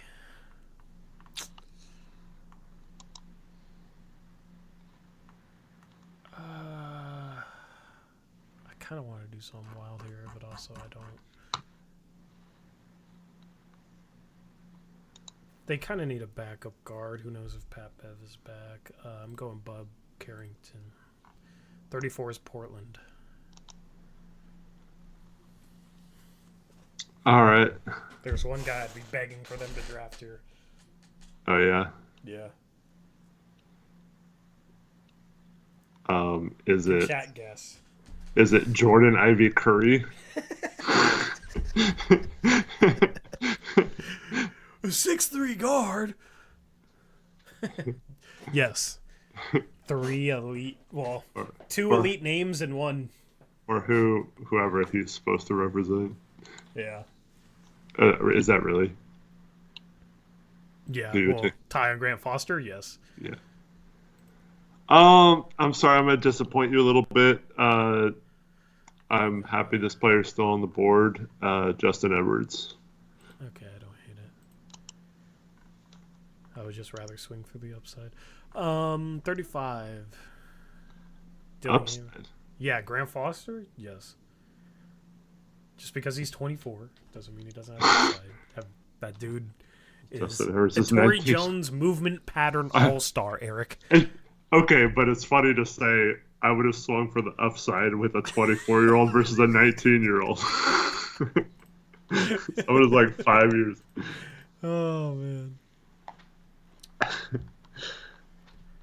I legitimately... Yeah, I don't know. It is very counterintuitive. 35, San Antonio. They got Dillingham and Risa Shea. They need a lockdown defender. Hunter Salas.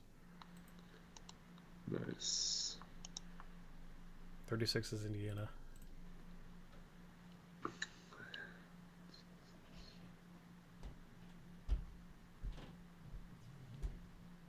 Oh, that's who I would have taken for Denver, by the way. Hunter Salas. Okay. Because somebody in chat. I mean, they already have Julian Wet. Huh? They got Julian last year. Yeah, another Gonzaga guy. Yeah. Yeah. But just to replace that Bruce Brown role. He's not quite as like big, strong as Bruce Brown, but I think Denver could use a lockdown guard defender. Man. This guy kind of seems like an Indiana type player. I'm gonna take Johnny Furphy.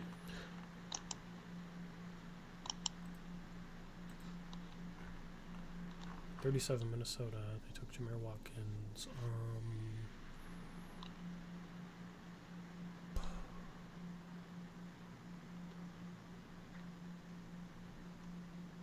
Could be looking for a long-term starting point guard, maybe a backup to replace Monte Morris. I'm going to go Tyler Kolek.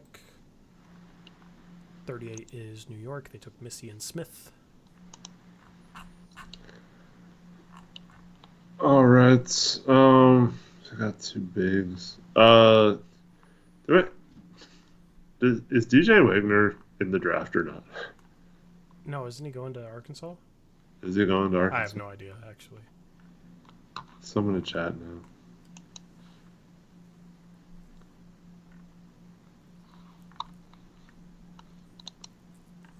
I mean, I didn't see his name today at all. I would just assume he's going back. Yeah. So I'm going to take a big defensive guard because they love that. McCullough. McCullough. 39 Memphis. They took Klingon.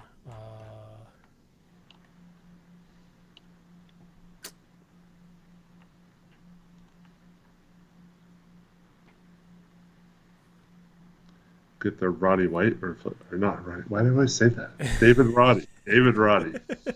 I corrected myself that time. You loved yourself some Roddy White.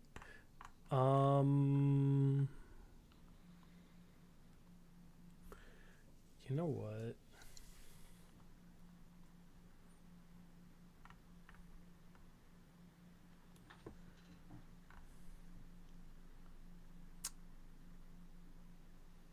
Peyton Sandfort. Portland's at 40.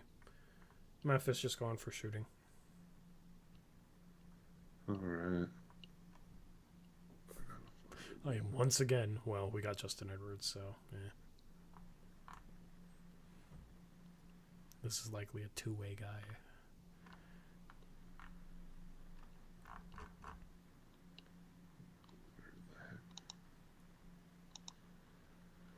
All right. Man.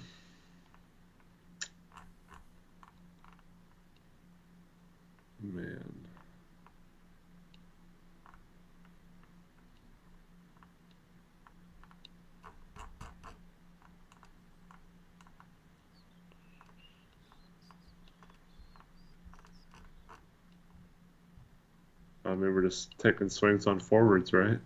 Yeah. Let's go Jonathan Mogba. Mogbo. What even is he? Is he a setter? Is he a? He's a 6'6" setter. Mogbo. Where even is Mogbo? There he is, Mogbo. I mean, if you can teach him how to shoot, he could be really freaking good. That'd be the hope. All right, bench score, Philadelphia 41, Tyron Grant Foster. 42 is Charlotte.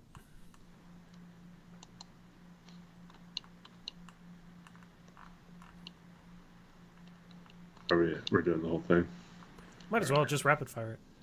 Just think about your pick when I'm on the clock. Yeah, I'm just gotta pick someone who's not in the draft because I don't have. All right, where are we at? 42, Charlotte. Yeah.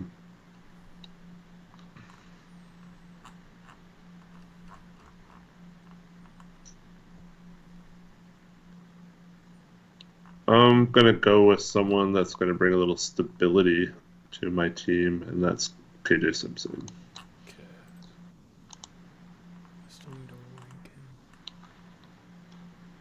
All right. 43, I'm taking... Who's up next? Houston's up next for you. 43, I'm taking a Heat culture guy, Eric. Neek Clifford. All right. 44, Houston. Took Buellis. Houston's like... They have a lot of stuff. Yeah. I'm going to take someone who actually measured pretty well for a guard for one of the few that did today. That's Antonio Reeves. What did he measure? He was like 6'4" with a 6'8" wingspan or Yeah, something like that, pretty decent. or maybe even better. Sacramento took Walter. They might need a bench scorer to replace Monk. You're not really going to get it here, but maybe somebody big enough to play the 3 with some upside. Trenton Flowers for Sacramento at 45. Clippers 46. Just trying to find that measurement real quick. Of course. Oh yeah, here it is. 6'4.5" without shoes, 6'8" wingspan. Yeah, it's pretty good. You went with who? Flowers. Flowers. All right.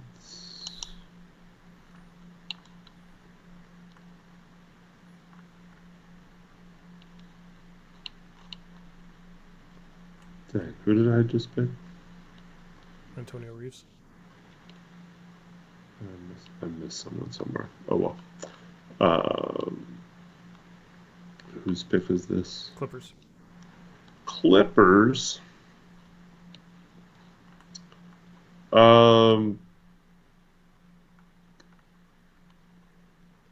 They don't necessarily need someone that has the ball in their hand a lot if they resign people. So I think this is a good spot for Dylan Jones.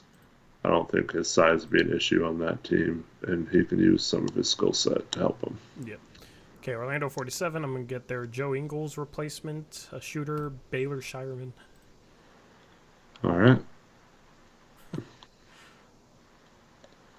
don't know why, but their offensive games kind of remind me of each other a little bit. For as unique as Ingles is. 48, San Antonio. They took Dillingham, Ricochet, Salas. All right. I think this is a good spot for Almanza. Just take a flyer on him. This pick has been forfeited. So I'll just take the next pick. Indiana. They took Furphy.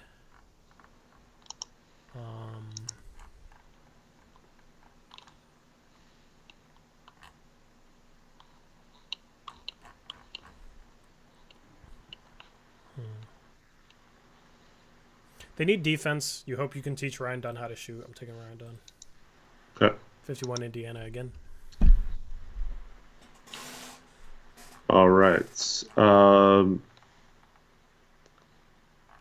I'll just go Bobby Clinton. Okay. 52 is Washington. They took Topic and Chomchi. What a draft. Oh, man. I feel like you can go a number of different ways, but they really have nothing at the center spot. Other than Chomchi. Bona. 53, Golden State. If they took Chomchi at 26, they might start him with how little they have at center. Heck yeah.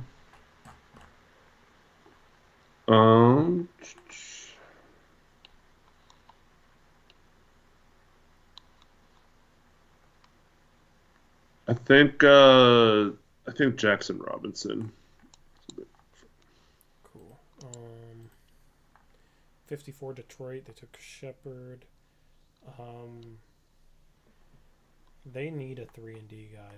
They just have like no 3-and-D guys. They took Shepards for some shooting. I'm going to take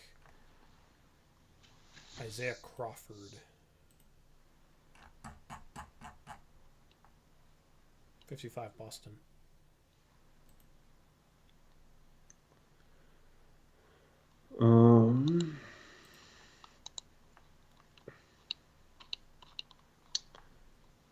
All right, Boston took Newton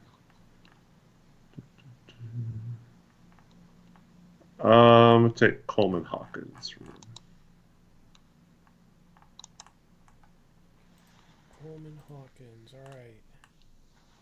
Next up is the Lakers. Apparently Mason Jones is their starting shooting guard. I don't understand that at all. They go. Man. Harrison Ingram. Denver.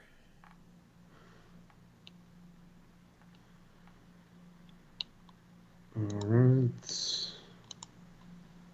Took Durisic.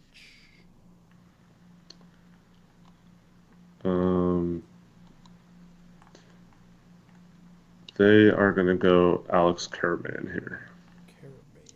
All right. 58 is Memphis. They took Klingon and Sanford. Let's go Adama Ball. 59 is a forfeited pick. And 60, Dallas, final pick. You got Iguodaro, AJ Mitchell still on the board at Jinsa.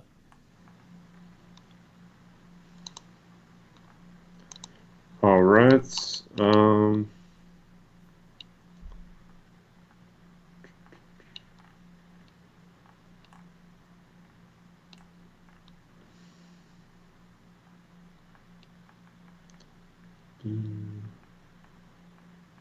Let's see. I am going to take.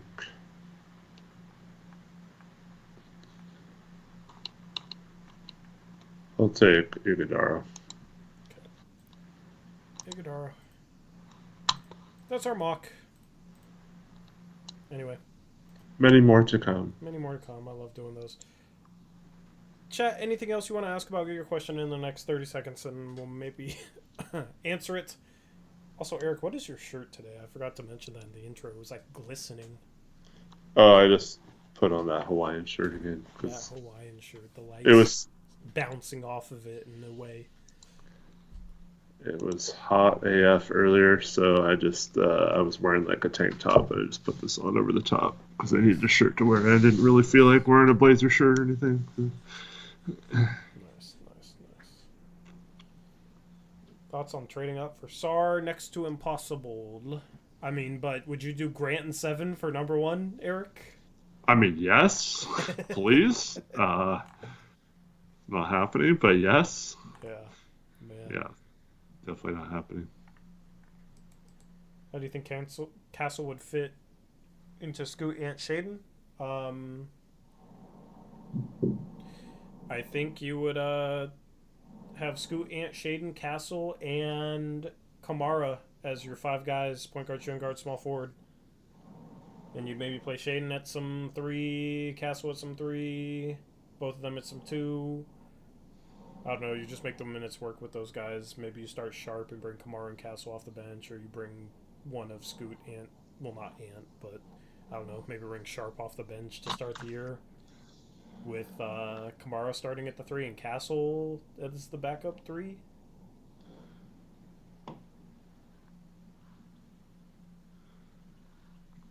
Yeah, I don't know. I do not think that the Blazers are really even interested in moving up. So I don't know. Unless the trade like clears a ton of salary. Gateway says damn stand small. I mean,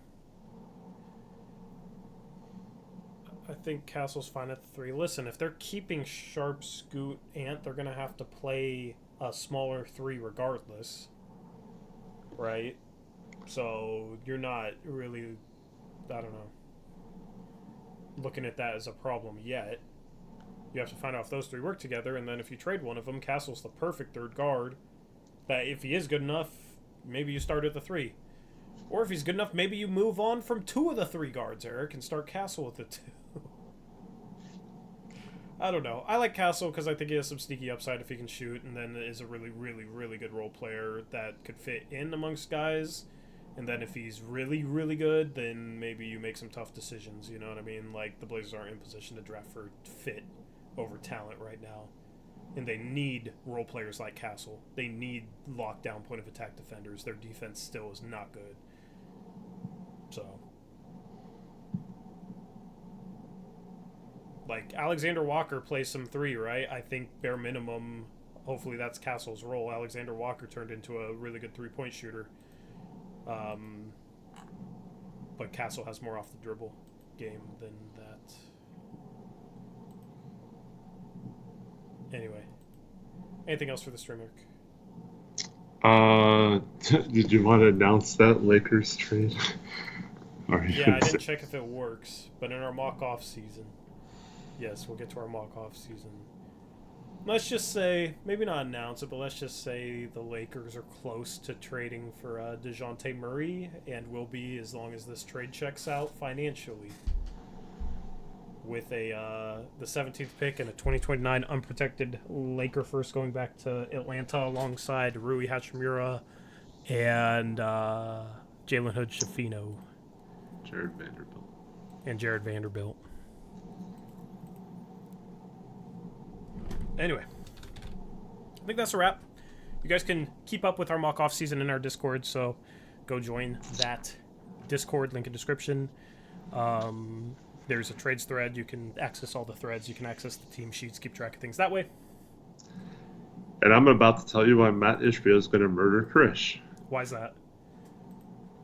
I don't know. Because he's trying to trade his starting players for draft picks. Yeah. And Ishbia hates draft picks and doesn't want any draft picks. And Krish is trying to trade for all these crappy draft picks. I mean, I do feel kind of bad for Krish because he did not pick the Suns. He was literally the last pick. I know. But yeah, we can't have that. Like, might as well go play 2K together then. You know, we got to keep some semblance of reality. Anyway. Chase says AJ Griffin season. Yeah, it's okay, bro.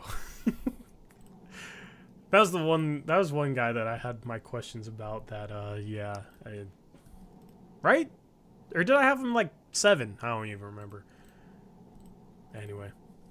We'll catch you guys with another live stream on Thursday. Gonna try and drop a video tomorrow, but who knows, we're on this mock-off season trying to get people to not trade Luka, and SGA is tough, you know, guys like that, so not saying those guys are trying to be traded, but there's the equivalent of that going on elsewhere that we have to deal with. So gonna try and get a mock draft out tomorrow, and then a combine video maybe on Wednesday talking about how guys are playing in scrimmages Wednesday evening. That could be a fun one, talking about measurements too, winners, losers of combine, etc. Anyway, that's a wrap for this edition of Blazers Uprise Live. Thank you for hanging out with us. We appreciate you. And thankfully the lag was only at the start. It's been a fun stream. Anyway, catch you guys later. See you guys on Thursday. Until then, as always, peace out. Go Blazers.